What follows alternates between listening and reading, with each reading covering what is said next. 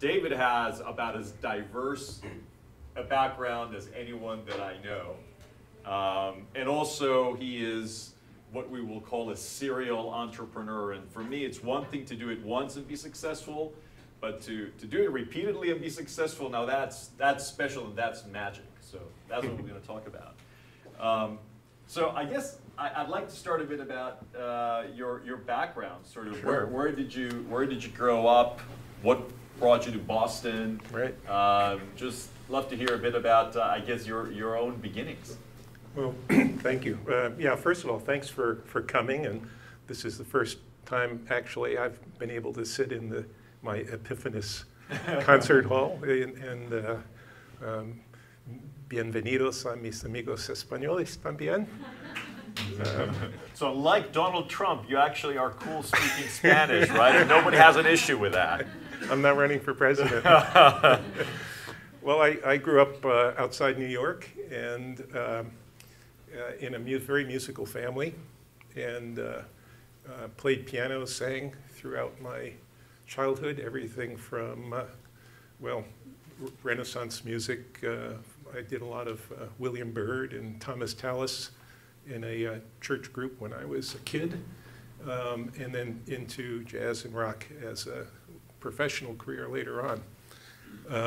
But I had a double degree in music and engineering from Yale. Now, how many people do that?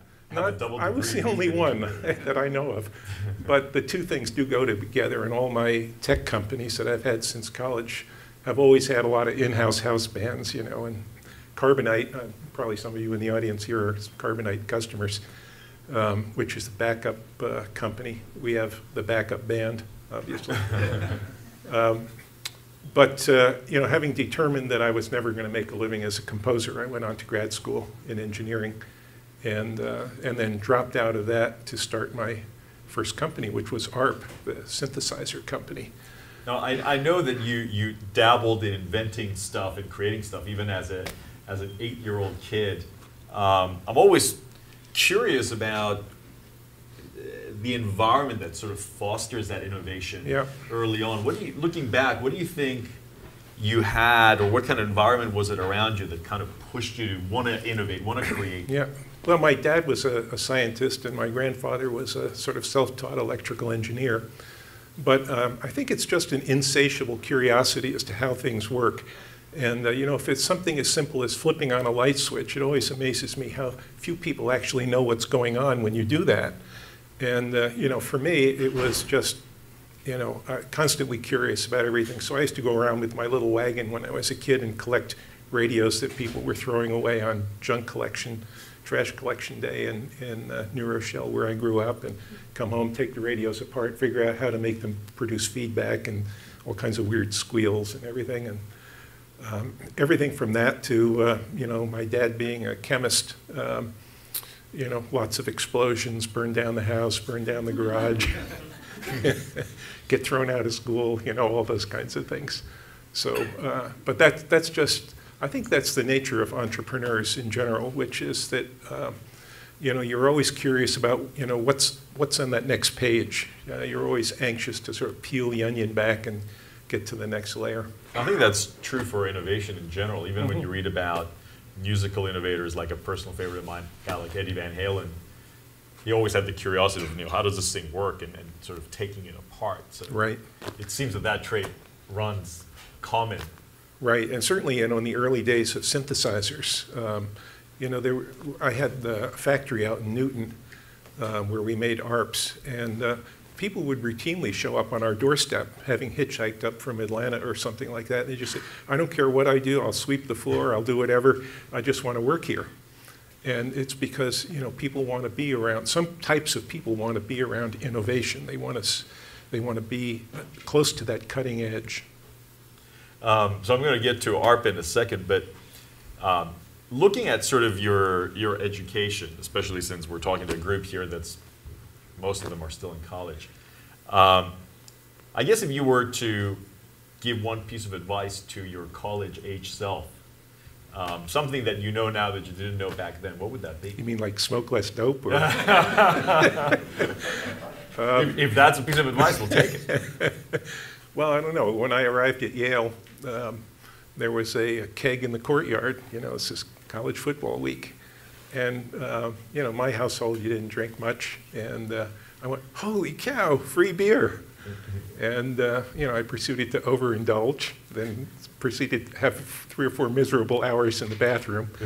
And so one piece of advice is, you know, get it out of your system and move on. But,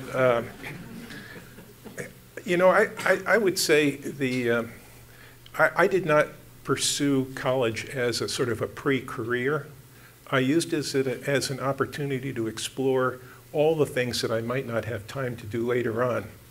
So, for example, one of my favorite places at Yale was the Elizabethan Club. Now, I am not a literature person, but the Elizabethan Club was a little white house in New Haven that had been endowed by somebody 150 years ago who donated one of the world's largest collections of original Shakespearean folios. So they have a vault in there. You can go in and actually pick up and handle a first edition of Paradise Lost, Julius Caesar, The Tempest. And, you know, I was so privileged just somehow I found myself in this group. And in 1969, when I was graduating from college, the Vietnam War was in full swing. The Black Panthers were protesting on the New Haven Common. You know, the Harvard administration buildings had been taken over by students. And you went over to the Elizabethan Club, and the subjects were things like the cherubic voices of the English boys. And there was a croquet court out back, and you could have lemonade and play croquet. And it was just like, you know, a window into a different world, a sort of a permanence that just, you knew this was just not going to change, and the world can go up and down, and there were just these institutions that just kept going the same generation after generation. And it's those kinds of things that you can discover and spend time at when you're a student that you may find difficulty in doing those things later in life. But around Berkeley, there are things like that. Around Boston, there are things like that. You know, you walk out the door and turn left and go down a couple blocks, and you find a park designed by Frederick Law Olmsted, the father of landscape architecture in the world. And you know, there's so many things like that that you can stop and sort of dabble in when you're a student that you don't have time for necessarily later on in life. But it sets you onto a path of appreciating things that you really don't know anything about.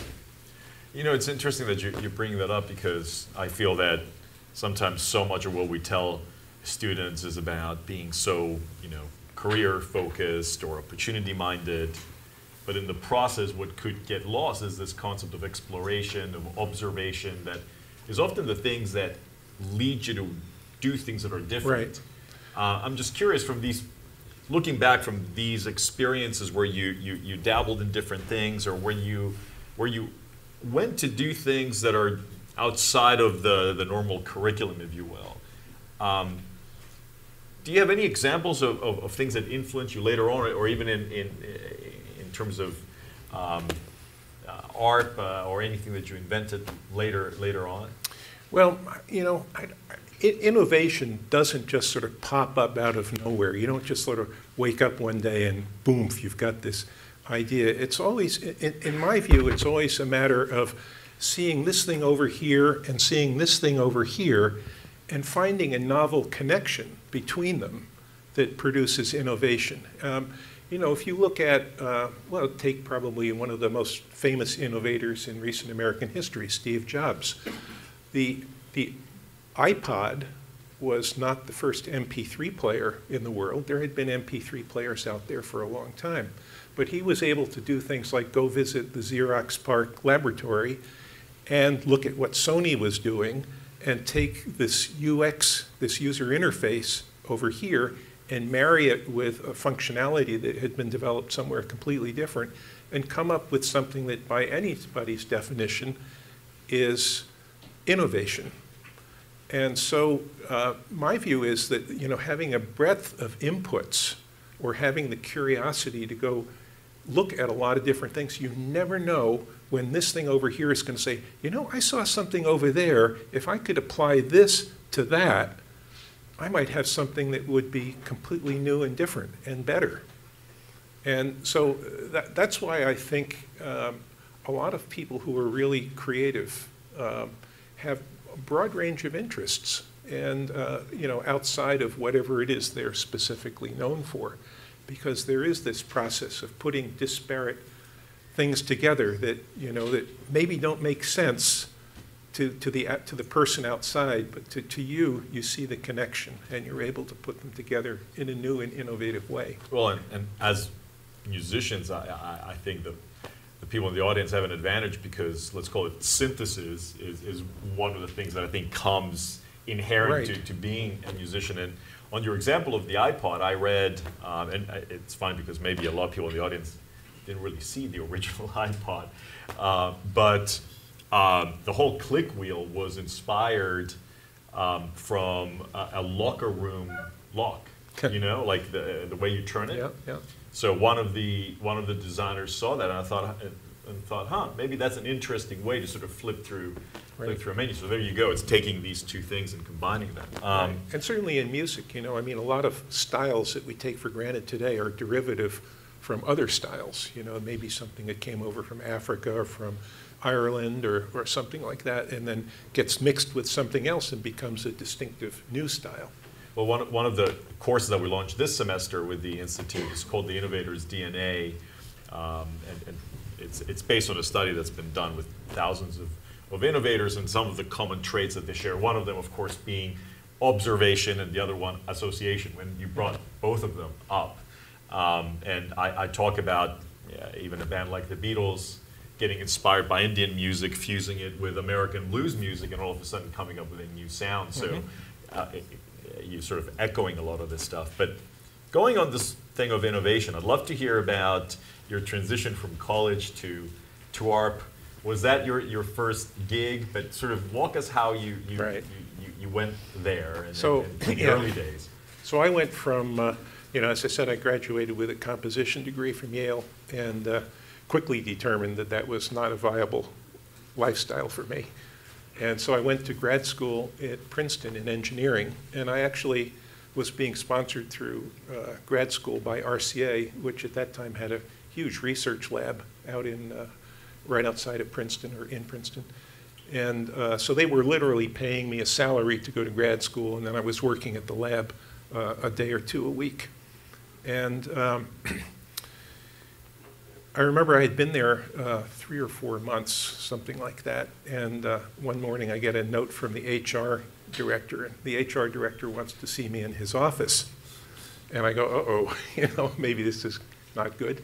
But I went down, sat down, and the HR director says, I've got some really good news for you. And he pulls out this chart that shows 3 curves going up like this, and one of them's labeled A, B, and C. And he said, and the horizontal axis was years going out 20 years, and the vertical axis was your salary. And he said, you've been selected to be on the A track here. He said, people think you're, you know, really got potential. And I'm looking at this thing and I'm saying, if I stay here for 20 years, this is what's going to happen. I said, next day I quit. And I packed up my cat, my Christmas tree, and my wife. We got in the Corvair and headed off for Boston. It was just wasn't me. And the car broke down in New Haven and abandoned the car and the Christmas tree. But made it to Boston and started ARP. Tell me about it. I mean, I started ARP. Like, so where did inspiration come from? How did you get involved in that? Well, actually, there was a guy who had some money. I had none. There was a guy who had some money at the time named Alan R. Perlman, who some of you at Berkeley know, who was a really fantastic engineer, or he still is. He's in his 80s now. And Al had been given a copy of an article that had appeared in the Yale Alumni magazine about me. And so he called me up and he said, you know, I've seen all this electronic musical stuff you've been building, and it's been written up. He said, you know, I want to start a company to make synthesizers. Let's get together. So it didn't take long, and you know, we were out there drawing schematic diagrams, and in fact, ARP was originally sort of a disrespectful joke. It was Alan R. Perlman, because he used to sign his schematic diagrams, ARP, and so we used to call him out, there's another ARP, and that's how it got started. And at the time, I guess Moog was the popular synthesizer? Moog was the popular thing, but everybody here who's into synthesizers has probably seen pictures of these old Moogs. They were, you know, the size of a car, and they had, you know, a gazillion patch cords, and everything was very difficult, very technical, and they went out of tune, and they had a lot of engineering problems. And Al and I looked at that, and we said, we can do a lot better. And I think the real, and bear in mind that the customers for synthesizers in 1970 were mostly university electronic music studios, and they were mostly used to create avant-garde compositions. We had the good fortune of selling a few early of the big ARP 2500s, which were $20,000, $30,000, a lot of money in 1970. These back then were still costing 20, 30 grand in those days. And they were big. And you know, in addition to selling one to Yale and a lot of other colleges, we sold a few to some big name bands, you know, like George Harrison of the Beatles had one, and a few others. And the sounds from these things started to appear on records. And then, you know, more of these showed up. And then, you know, one day the light went on, and I said, you know, if we could make these cheap enough and simple enough, we could sell these things to high school rock bands through music stores. And that's when that's how the ARP 2600 really came about. It was a little bit of a, well, if a big one for $20,000 is good for a university, maybe a small one would be good for a high school, and also maybe for a band. And then the Odyssey, which I think was the real, there was a gentleman, Alexander here, who's actually just walked in with a brand new ARP Odyssey manufactured by Korg. Yeah, you can hold it up. Yeah. Bring it up. Why not? Yeah, open the case. It's like, I can fit it right over here. Could we move this? I was astonished to see these things show up. One day I get a call from somebody in Japan, and oh, Mr. Honorable David Friend, you know, you know. Wow. So there it is, like back from the dead. Yeah. So that was on my drawing board in probably 1974. So the original artwork, my wife, who was a graphic artist at the time, actually did the layout, actually drew the lines that are on the panel of this instrument. And you know, this is an exact replica of what you designed. It's really exact, right down to the paint color and the, you know, the weird ABS wraparound cabinet and everything. And you know, they called me up because there were some subtleties about the circuit designs in here that they weren't sure about, and so I agreed to, you know, offer to consult on the thing for them, and, you know, help them out with, you know, we went through several different filters when we were manufacturing these things over a period of 5 or 6 years, and I could never figure out which one I liked best. So Korg put all 3 of them in here, which I thought was a real innovation, nice thing to do. But anyway, this is an ARP Odyssey, and wow. And I designed this back in 1974, something like that. What strikes me looking at it, I mean, we're talking about 40 years ago. Yeah. If you look at almost any other piece of electrical equipment, computer, toaster, whatever, from 40 years ago, it looks like it's 40 years old. Somehow, this, though, to me, doesn't really strike me as that, you know, as that antiquated. Yeah. Which sort of leads me to another question. When you were building these things, did you have any idea of what they would usher in with respect to the sound, the commercialization of music industry, the commercialization of more electric instruments, if you will? No, but you know, I mean, when the Odyssey was being made, we had a factory out in Lexington, and I live around the corner on Com Ave. And you know, every day when I would drive out 93 to go to work, I'd listen to the radio, and I kind of would measure how many songs did I hear between home and work that had an ARP on them. And you know, that number kept growing and growing until disco finally arrived, and then it was almost every tune. And that's when I lost interest in the whole thing, and we sold the company to CBS. But I didn't, and you know, now when I look back at it, you know, in hindsight, we really changed the sound of popular music. And you know, when the 2600 first came out, I think I probably made the first sales call of a music synthesizer manufacturer on a retail music store. And it was Manny's Music on 48th Street, New York City. And I went in and I opened up this ARP 2600 and showed it to them, and my ass was deposited unceremoniously back on 48th Street. So I went next door to Sam Ash Music and tried again, and they said, well, all right, we'll take one. And it sold like within 48 hours. And so they called up and ordered 3 more. And then, you know, about a week later, I get this call from Manny's Music, and it was, well, I hope you took the joke the right way. You know, you got to come back and talk to us. So Manny's ultimately became the largest ARP dealer in the world, and they sold hundreds and hundreds of these things over time. So I know one of the ways that obviously you commercialized this was going out there and getting endorsement from musicians, which Yes.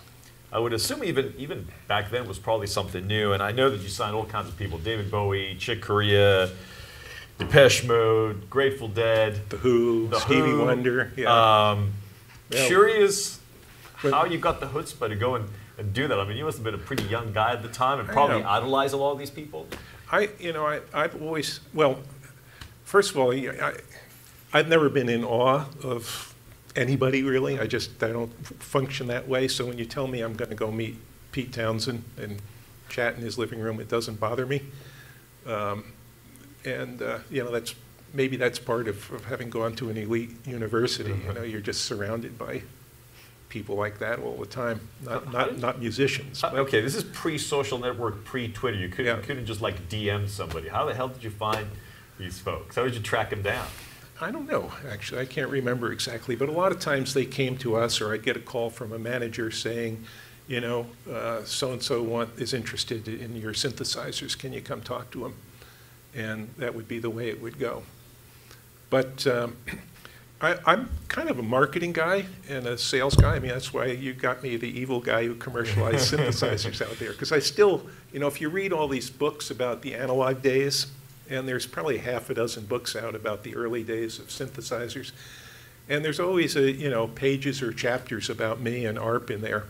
And I'm always the guy, you know, it used to be the purists, you know, the people, so what if the Moog went out of tune, and so what if you had to use patch chords, and, you know, but these were the days, the really great days in synthesizers before they became accessible to every Tom, Dick, and Harry in a music store. So I'm always portrayed as the money-grubbing, you know, commercial guy, the salesman, who went out and, you know, took these things that were, you know, sort of handmade objects of great love and desire and turned them into a mass market item, you know. So I kind of fall into the same category as CBS when they bought Fender, you know, sort of like. Well, I wouldn't go that far, dude. Well, that's the way it feels sometimes. But you know, nevertheless, I love to see what gives me a thrill. I like the mass market stuff. So, you know, when I went into the backup business at Carbonite 8 or 10 years ago, I wanted to see millions of PCs backed up on Carbonite. I didn't want to see 10, you know. And it's not just the money. It's the fact that you want to go out and see the results, see the impact that you make in the world. And so that's why it's so important for me to be able to walk into a Holiday Inn in Cleveland, Ohio, and the house band is playing an ARP synthesizer. That's great, you know? And the way you get that is you get Pete Townsend or Stevie Wonder or, you know, Joe Zawinul or somebody to endorse your product, because when the high school rock band goes out and decides what synthesizer they're going to get, they're going to buy the one that their star fans, you know, the people that they love, are playing. They want the same sound as Pete Townsend, or they want the same sound as Joe Zawinul. And so that's why it was so important for me to do this. So I just said, I'm not going to run the company anymore. I'm still CEO, but I'm going to go out and spend my time trying to get these artists to sign up to be ARP endorsees. So my life for like 5 years, I'd go to New York, I'd get up at 3 in the afternoon, I'd head down to some recording studio by 8 or 9, and then typically wait around till like midnight till the band finally shows up. And I got my artist agreement right there. You know, the minute that person walks in the door, before the manager shows up and says, you can't sign anything, sign this thing, and we actually never gave these things away. Pete Townsend paid for his ARP synthesizer. So did Stevie Wonder. So did Jimmy Page, who probably some of you saw here at Berkeley last year. We gave them what they really liked and treasured was this gold-plated, what we called star card, and they usually gave it to their roadies. And you could walk into any dealer, any ARP dealer anywhere in the world, and there were several thousand of them. You could show them this gold star card, and they would give you any ARP synthesizer, any ARP product off the floor of the music store, and then we would replace it and give that music store like $500 for his trouble. And this was the best thing for a touring musician, because if this synthesizer breaks an hour before the concert and you're in Bangkok, you know, what are you going to do? And the answer is you walk down to a music store and just take the one that's on the floor and go. And we'll take care of all the rest in the background. So that's what we did for our artists. And it was a real lesson in customer support for me. And through 5 other companies since ARP, you know, that's been the way we treat customers. Hearing you, again, reinforces another sort of point that there's so much correlation between being a musician and a creative being and being an entrepreneur. Even just hearing you say, look, I wanted to walk into some small motel and see my invention there is probably not any different than a musician saying, look, I want my music to get played on the radio. I want mass acceptance, if you will, of my creation. Yeah. Do you ever sort of sit back and say, you know, because frankly, there's not that many inventions and there's not that many people out there that I know, other than, say, a Leo Fender or whatever, where their invention truly changed the sound of the musical landscape that shaped so much of our musical experience. Do you ever sit back and kind of like take it in and be like, wow, who would have thought that I would play such a role in shaping the way that popular music sounds? Well, you certainly don't see it at the time, and any of you here who are playing innovative music, you know, if you get to be famous and hear your songs on the radio all the time, you'll look back and you'll say, you know, I had no idea, you know, that was going to happen when I was doing this and starting out with this. But you know, in retrospect, it's pretty cool. You know, when my kids were teenagers and thought that, you know, people my age were useless, they stumbled onto this box of old photos of me with Jimmy Page and me with Stevie Wonder and me with, you know, Pete Townsend. And they came out and they said, Dad, you were cool. So, you know, so it's pretty nice to be lucky enough to, you know, do something like have a lasting influence on what millions of people around the world are hearing. You know, to this day, you know, I hear Baba O'Reilly on the radio, and I'm saying, I know exactly what he's doing. I know the patch that he's got on the synthesizer, you know, and I can. It's really great to have had that. It was kind of the coolest thing I think I ever did. I'm going to go into the other companies you started, because as I said, like anything else in life, doing it once can be anything. It can be luck, it could be timing. Doing it multiple times, I think it just takes a special person. But before I go there, I want to talk to you a bit about your association with Berkeley. How did it start? Probably a lot of people in the audience are not even aware that you were a trustee for a very long time. Yep. I think you met either Lee Berk or Lawrence Berk. I'm not sure, but I'd love to hear a bit about your... It was Lee. Okay. Yeah, so we had ARP, this was probably in the early 70s.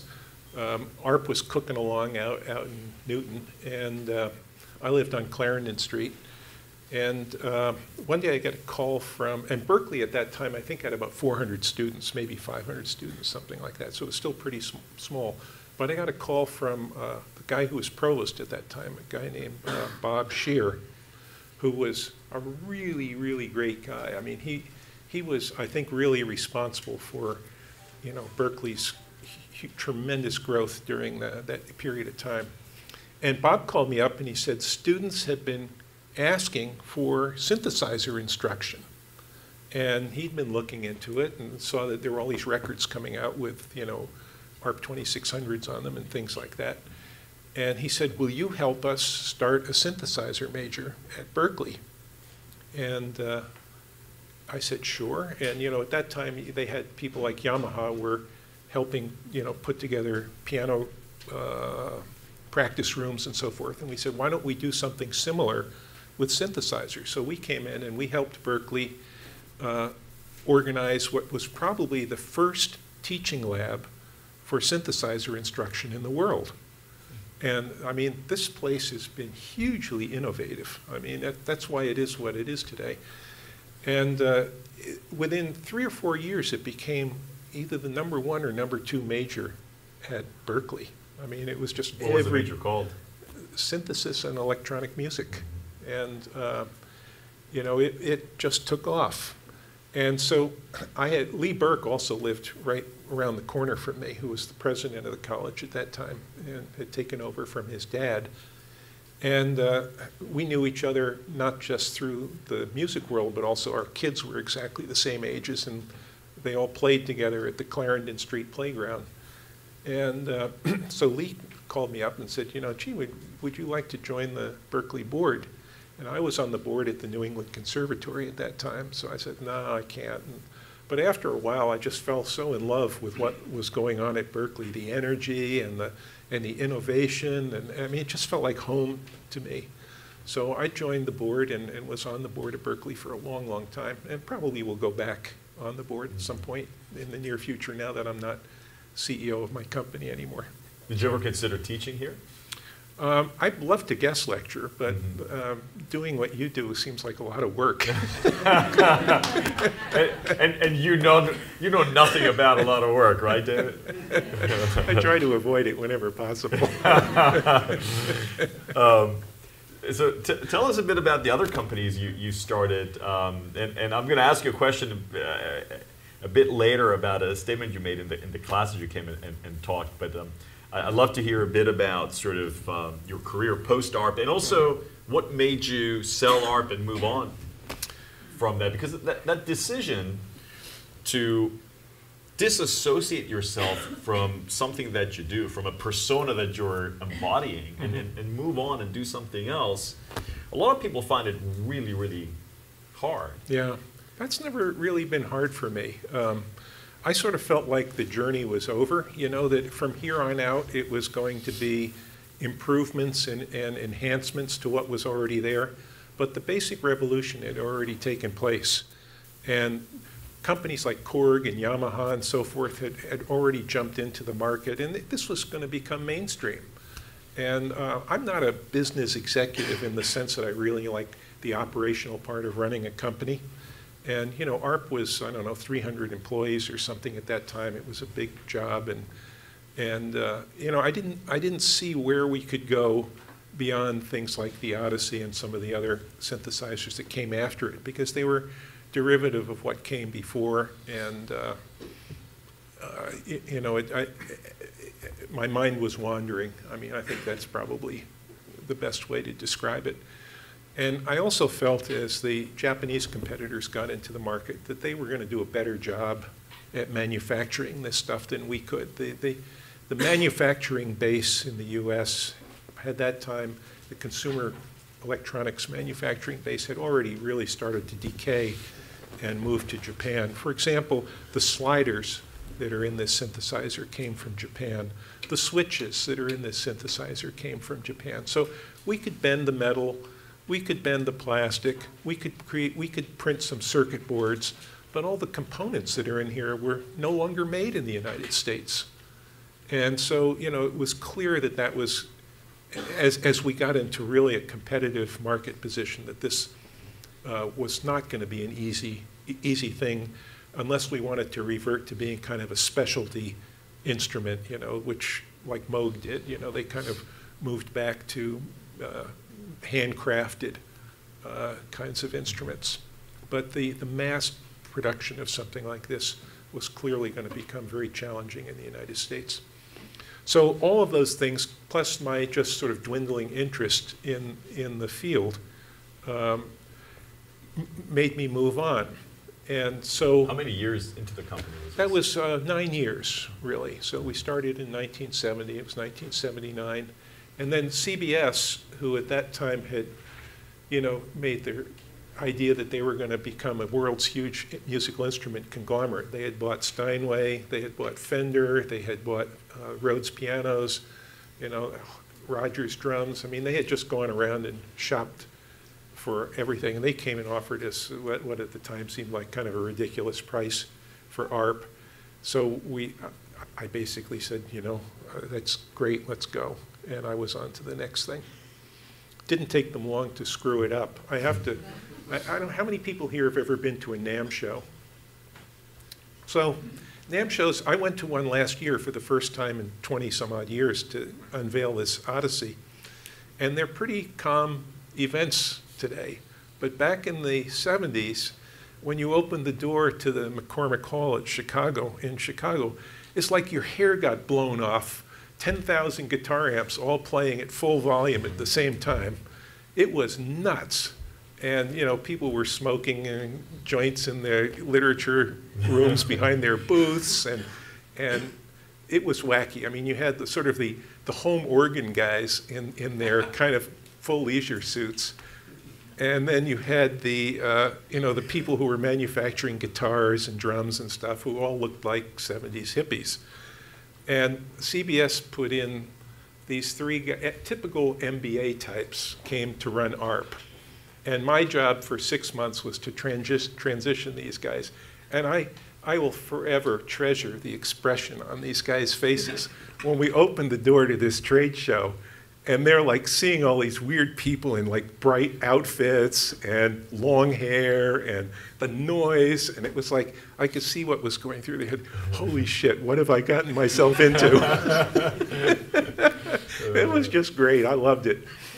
And across the aisle, I mean, this was such a sleazy business. It was, you don't realize, because music is so great, but the business part of it really has some unbelievable. I mean, next to jewelry stores and gas stations, it probably has the worst business people in the world. And across the aisle from the ARP booth was a company called Earth Amplifiers. And I don't think they're around anymore, but they were from Long Island, and they were these sort of tuck and roll kind of guitar amps, you know. And they had 10 hookers in the booth. And if you gave them an order for $20,000 worth of guitar amps at the show, you could take a hooker up to the McCormick Inn. And the CBS guys were there like, holy cow, you know, and they're having to watch this. And it was one of the great moments in my career in the music business. What a way to go out, you know? I mean, it was really fun. So anyway, but when I was running ARP, you know, it was the whole music industry obviously is still to this day very much a trend kind of business. And the way I get these artist endorsements was by listening to everything that was going on and watching the Billboard charts, because once somebody got to, you know, superstar status, I often couldn't get them as an endorsement. So what you had to do was things like find the Bee Gees, which we were talking about before, find the Bee Gees while they're still living on a houseboat in Tampa, and sign them up before they got so rich that they had 18 layers of managers and roadies and everything between you and them. So that's kind of how I operated. And I actually had developed a piece of software for my Apple II computer that allowed me to input all kinds of data from Billboard and track what was going on in different parts of the country. So I could see sort of whose record sales were going up in California, whose record sales were going up in Nashville, and so forth. And I used this to help me spot emerging trends in the music world. so that I could go after artists who were on the up and coming. And that wasn't obvious from just looking at the sheets every week. It showed things happening over time as opposed to here for the week of September 7th, here's what's happening. This was like over the last year, show me the trends that are going on.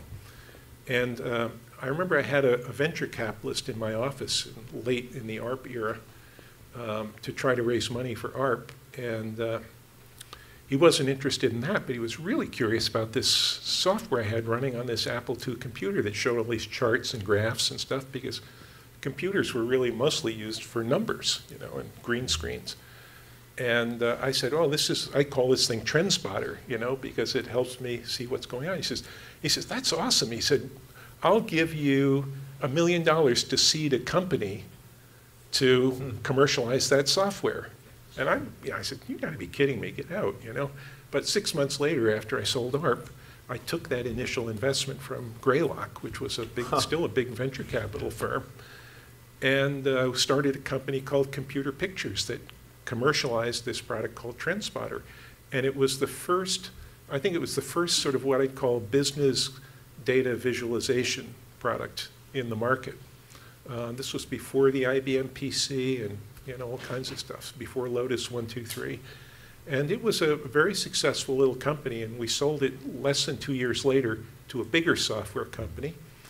And then my business partner and I went and started another software company that was sort of what Computer Pictures should have been if we had known all the things we didn't know when we started it, called Pilot Software.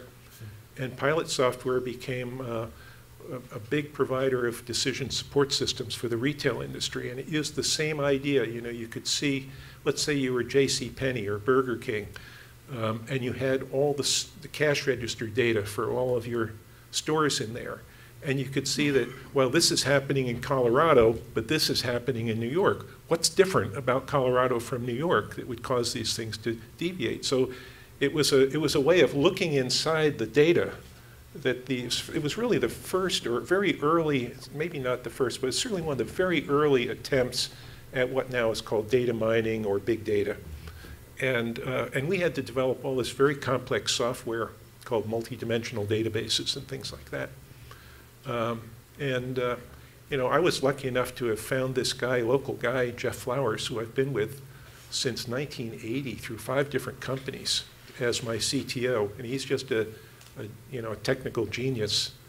And, it just worked great. So we built up Pilot Software, sold it to Dun & Bradstreet, and then moved into telecoms and did a company called FaxNet that became largest provider of fax to email and email to fax kind of stuff. And I remember trying to raise money for that company. This was back at a time when people thought fax was dead. And, things don't change as fast as you think. Everybody thinks, wow, the world's going to change instantly into this new thing. But there was like 125 million fax machines in 1995, whenever it was we started that company. And they weren't going to all disappear overnight. And there were a lot of things, legal documents and stuff, you still needed to fax.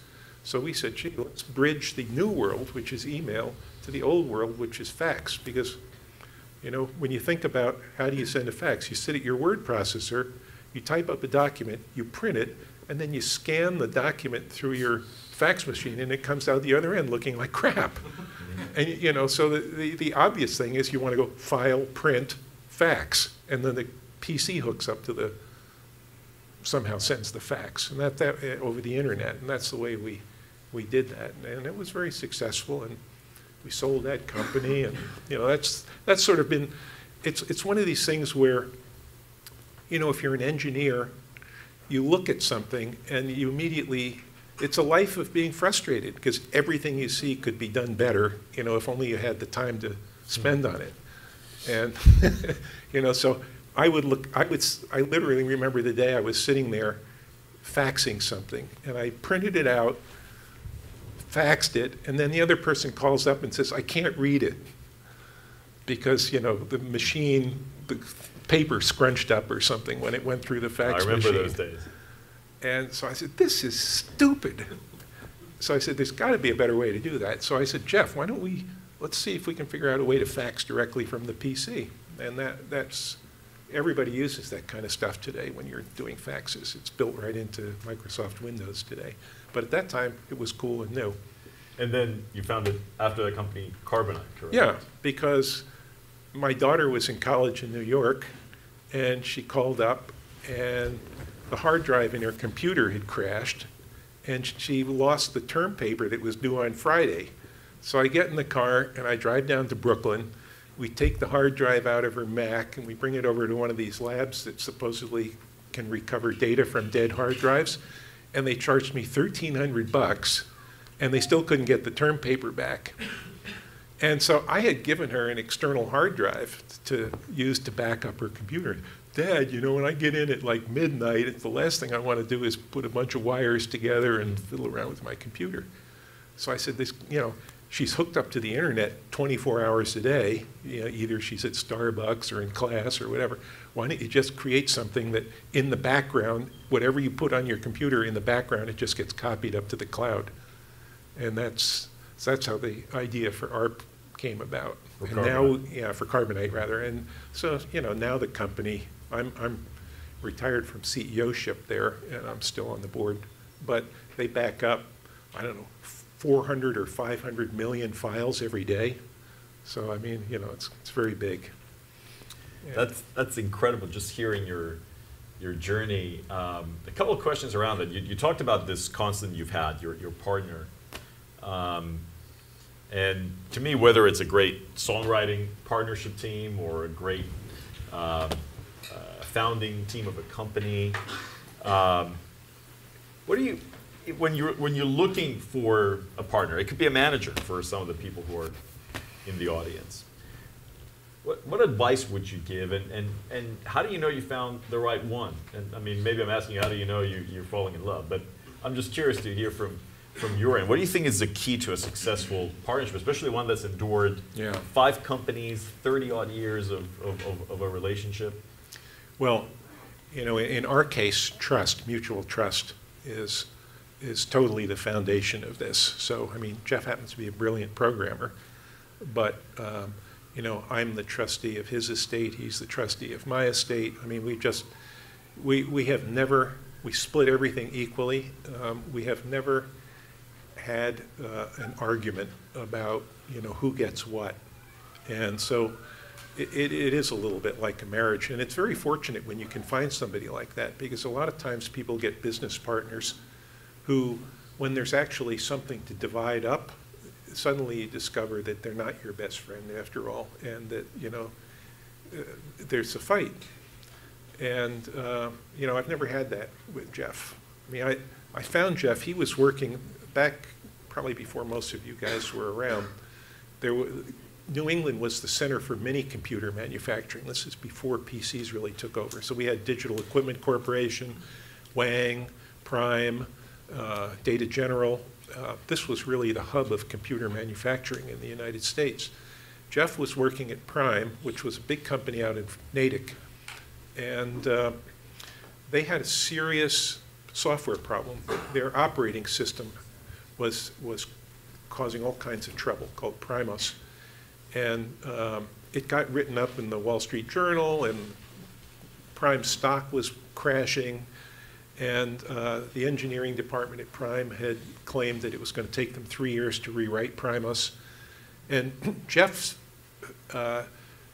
went to the CEO and said, you know, give me these 3 guys, or these 4 guys, I guess it was actually. And they went off and they rented a little white house in South Natick. And in 6 months, they completely rewrote this operating system, and it was flawless. I mean, it literally saved the company. And it was a front page article in the Boston Globe.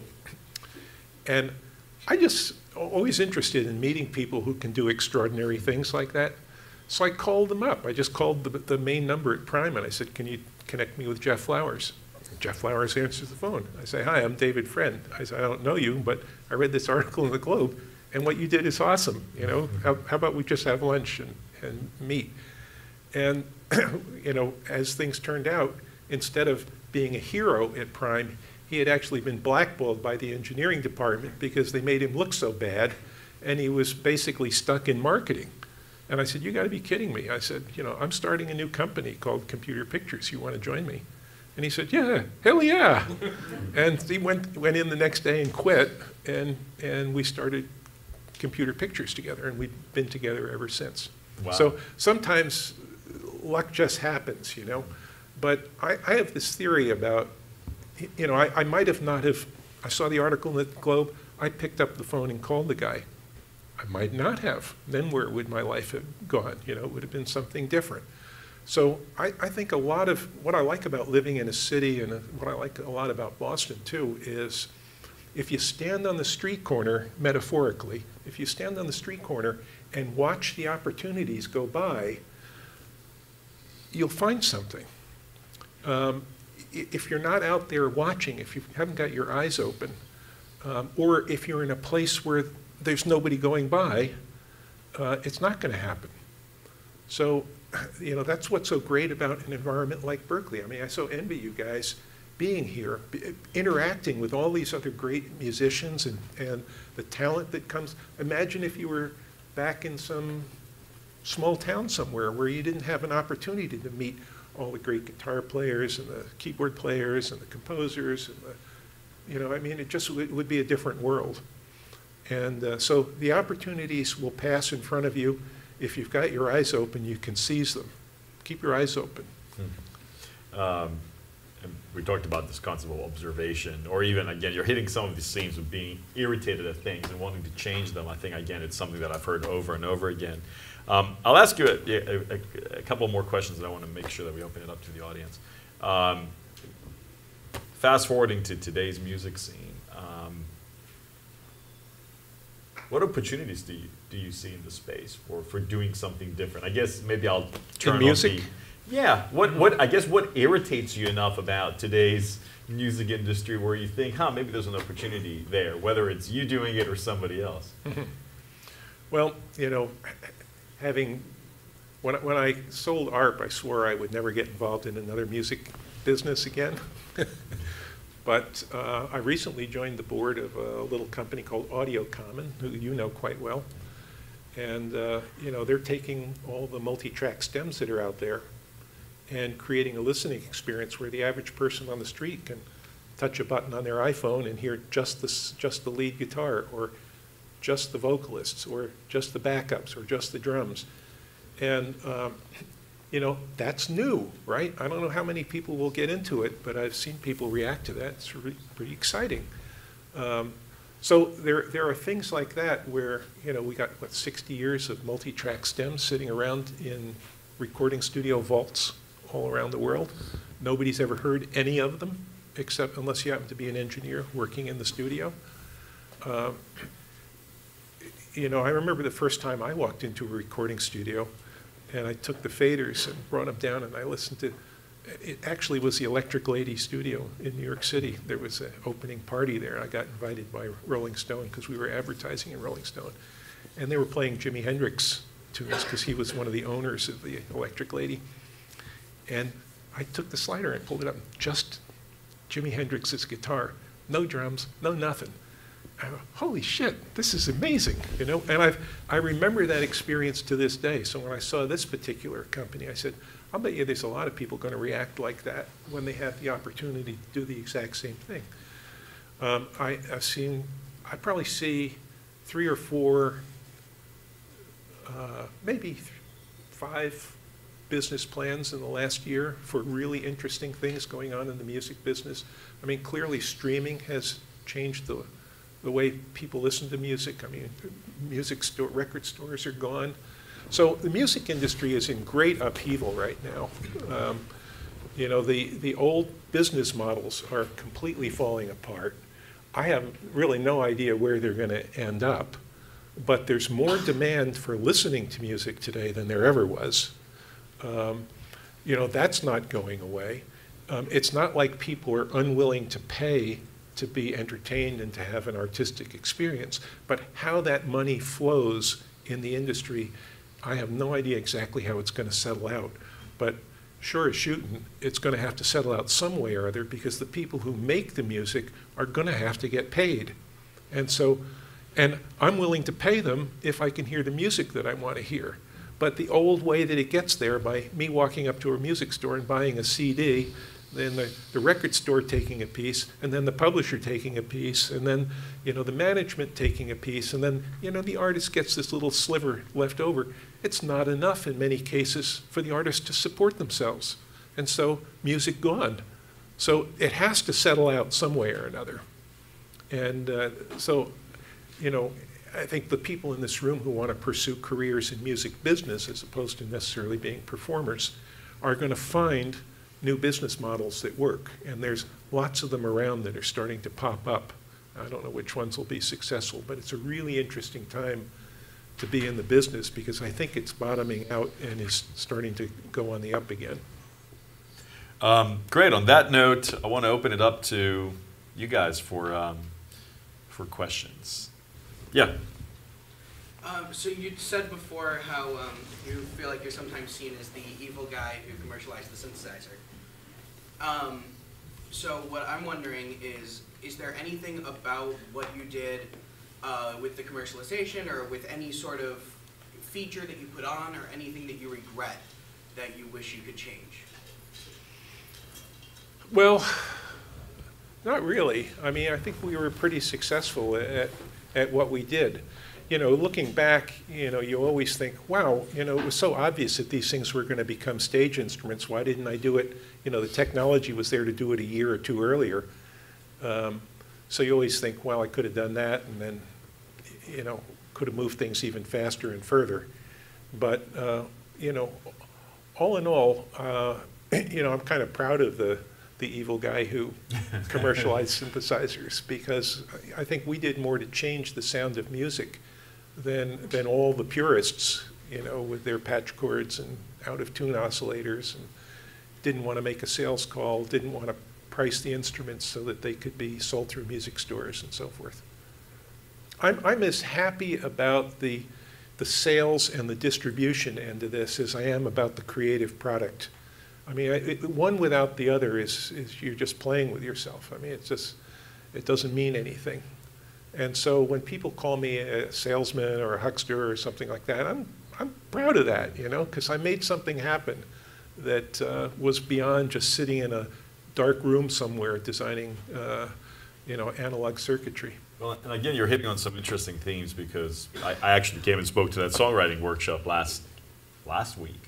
And of course, a lot of the students in the major are saying, but I don't like to go out there and market myself. I don't want to go out there and sell myself. But I think, and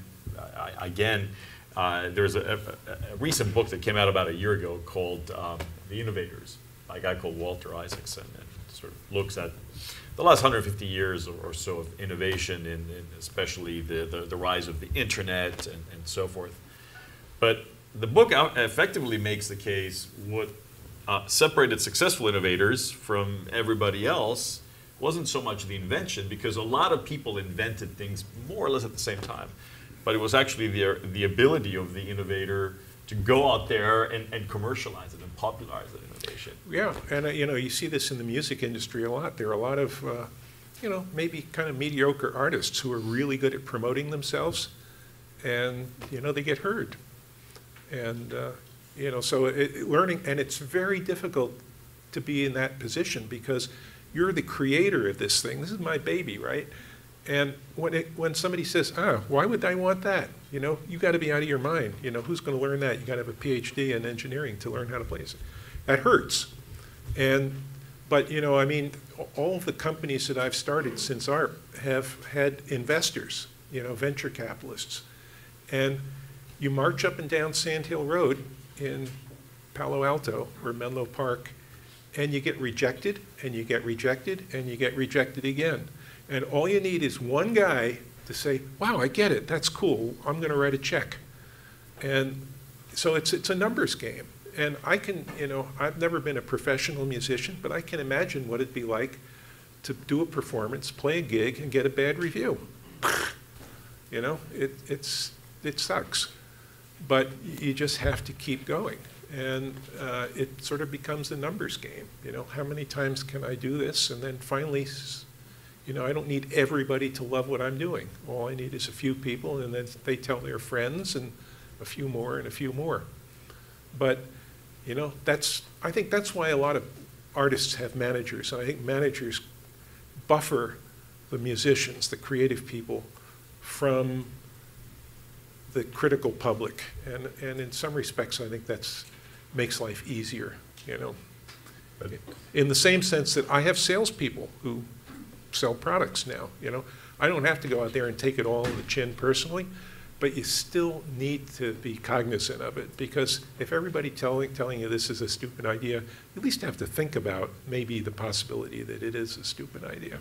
Or I think if you're just hearing all the good stuff and you have people insulating you from all the criticisms, then I think you don't. You're in your little echo chamber. Yeah, you're not getting better. But again, Right. it's part of the ethos we're promoting with the Institute, that when we think of entrepreneurship, we don't just think of people that start companies. All of you in the audience, whether you become film scorers or performers, you're an entrepreneur. You're a steward of your career. And these skills are critical whether you're popularizing ARP, Carbonite, or your own career. A little salesmanship is important no matter what you're doing, if you want to make something happen.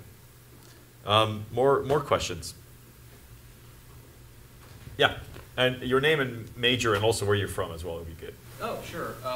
I'm Peter. I'm from New Jersey, so long way off. And I'm an EPD major, so probably it's really like the child of the music synthesis major. I was wondering, so you have a bunch of things that you sort of started like with the ARP. You went around, you tried a lot of times to get it to latch on. You stuck with that idea. And you think that's better than having a bunch of ideas that you sort of see a bunch of opportunities and try to do all of them, and if some of them fail, just stick with the ones that work? Or a combination of the two? Me personally, I don't multitask real well, so I tend to try to focus on something and work it until it makes sense, until it's working. So, you know, doing anything, whether it's a synthesizer or a musical composition, it's an iterative process. So you get the first draft down, you step back, and you try to see, you know, okay, what's wrong with this thing? And then you refine it some more, and you refine it some more. You can get to a point where you say, you know what, this whole idea is off base, and abandon it and move on to the next one. But to try to work too many ideas at the same time is not satisfying to me, because you don't have enough time or effort or energy to move any of them ahead to the point where you've really proven whether you're right or wrong about them. And so, you know, I tend to give it my focus and give it my all. That's why I'm not a venture capitalist, because, you know, venture capitalists has to be, you know, they're kind of voyeurs, right? The other people are out there trying to make these things work, and but they don't do any of it themselves. They just place their bets and hope. I'm sort of the other end of it, which is I may consider 20 ideas and say this is the one that I think has the most promise. And I always have, I mean, anybody who's a serial entrepreneur always has this list of the next companies, you know, 20, 25 or 30 of them. And these are all things that piss you off about the way things are. And, but I don't try to do all of them at once. I somehow or other, one always floats to the top. I can't see. Yes. Yeah, Where you're from and your major. yeah, so I'm from San Diego, California, and I'm majoring in piano performance and jazz composition. I have a lot of questions actually. I'm sure if you want, I'll try to just limit it. We'll take one. Okay. Your best one. It's like your ideas. We'll take your best idea. Okay, sure. Then this is my question is, I was wondering, what are some of your favorite recordings or performances of musicians using your instrument? Using the ARP? Yes. Well, I personally think Stevie Wonder did, you know, some of the best work on synthesizers. And, you know, he's got a lot of songs out that use the ARP. He particularly, you know, he was really good at figuring out how to use the synthesizer first as a bass line, and then, you know, as a sort of in a way, a replacement for a guitar. Used it a lot the same way. Pete Townsend, with his use of sequencers, was amazing. I mean, he created these sound textures that were not notes. You know, they were just clusters and just stuff pouring out. You know, nobody had ever heard that kind of stuff before. And so I think that opened a lot of people's ears. And then, you know, I think there were a lot of people who used the synthesizer as a lead instrument. But, you know, I think certainly in the early days, Stevie Wonder and Pete Townsend, in my view, were among the most innovative. And then, of course, you know, in the jazz world, you get Herbie Hancock and Joe Zawinul, who were both really early. They just seemed to know intuitively what to do with this thing. You know, it just didn't take them any time at all. They just heard it, and like the next day they're using it in the studio, and you know, and just really helped put these things on the map. I think we have time for one more. So, yeah. My name is Nate. I'm a third semester film scoring EPD double, actually from Dobbs Ferry. So my dad grew up in New Rochelle, very close. No kidding. Dobbs Ferry, New York? Dobbs Ferry, New York, Uh-huh, yeah. yeah. Yeah, Mark Zuckerberg's hometown, right? Yeah, actually his dad's a dentist in the town next door.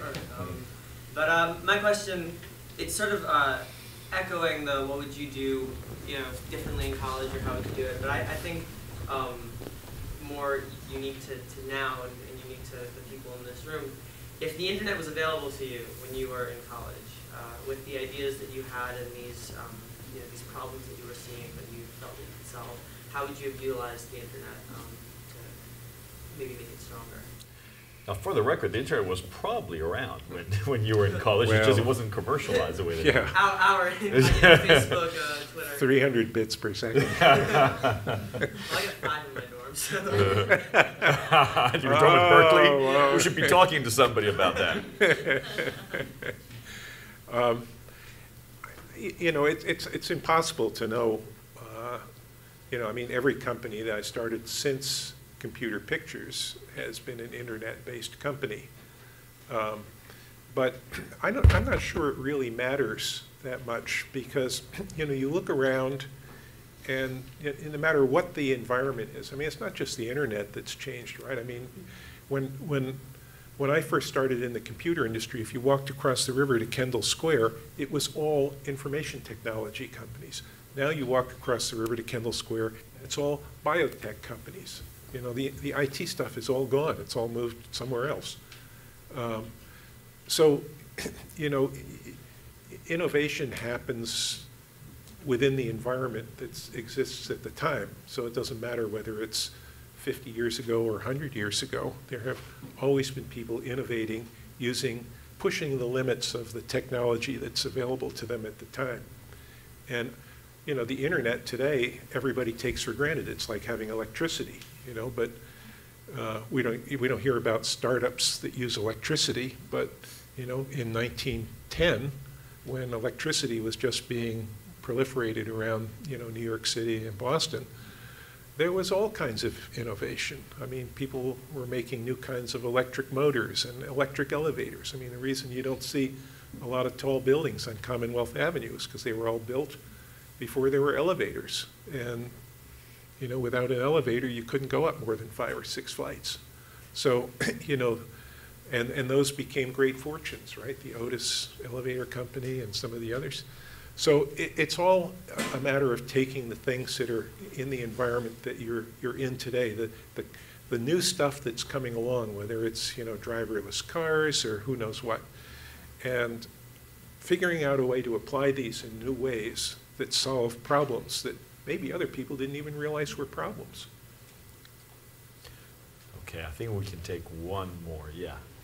Just have a question about I'm Antonio, I'm from Italy and composition major.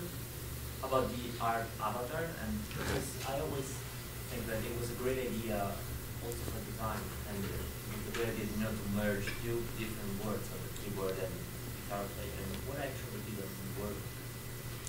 Well, so the ARP Avatar was the first guitar synthesizer, and being a sales guy, right, I had said, well, there's 5 times as many guitar players as there are keyboard players. So if we can figure out a way to give somebody who's proficient at the guitar the ability to make the same kinds of sounds that people can make who are keyboard players, we'd really have something. But this was one of those overambitious projects that was ahead of its time.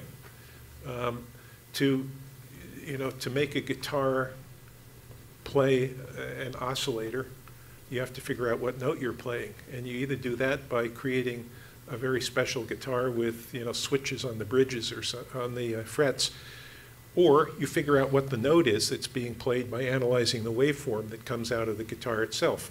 And we chose that latter because we didn't think that people were going to give up their Strats or their Les Pauls or whatever they were playing and pick up some hokey thing that they didn't like the feel of. Analyzing the waveform that comes out of a guitar and trying to figure out what note you're playing is not easy, and it was particularly not easy before we had a supercomputer in your pocket. So we did this all with analog kinds of computation. And we pushed the edge of what was possible, but it was too slow.